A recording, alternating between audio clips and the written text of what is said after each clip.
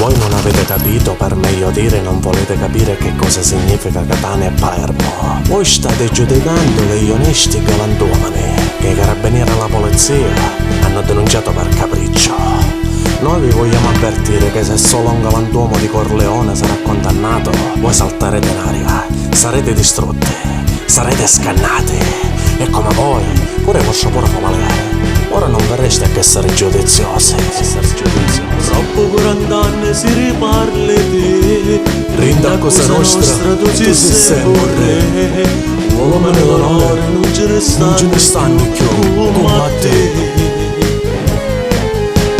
Hanno fatto firma che parlavi di tutte storie vere recitate da un grande artista Claudio Gioè, tale quale a te.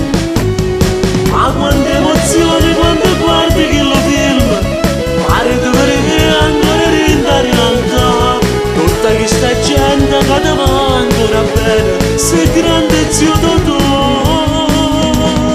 Ma quando il giornale che parlano sempre te, io faccio cantare rinda una canzone mia, si intitolava O Re di Corleone, era dedicata a te. Stiamo facendo allo Stato italiano una guerra di scoraggiamento. Mi piace? Guerra di scoraggiamento. Oh, e chi è sta applauso? Qua stiamo parlando di cose serie. E che sogno lettereo sogno? Quando si tratta di ammazzare cristiani non si applaude.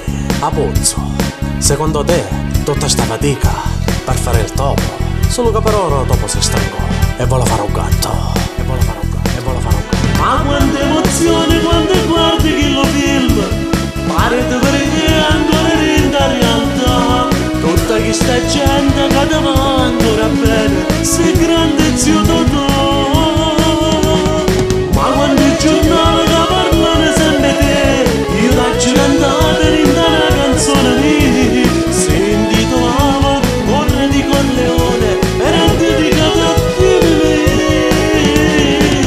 Io voglio arrivare a quello che ci scriviamo nel papello. Lo Stato, se vuole campare, deve trattare con me. Binno, i corleonesi non hanno bisogno dello Stato. Ava 100 anni che facciamo le leggi, senza bisogno di scriverle. E siamo noi che le facciamo rispettare. Siamo noi che decidiamo qua va a vivere e qua va a crepare. Chi deve pigliare gli appalti e chi resta morto di fame. Chi se ne deve andare a Roma e col resto a culo per terra e ne a trattare con me a Binno. Qui lo Stato sono io.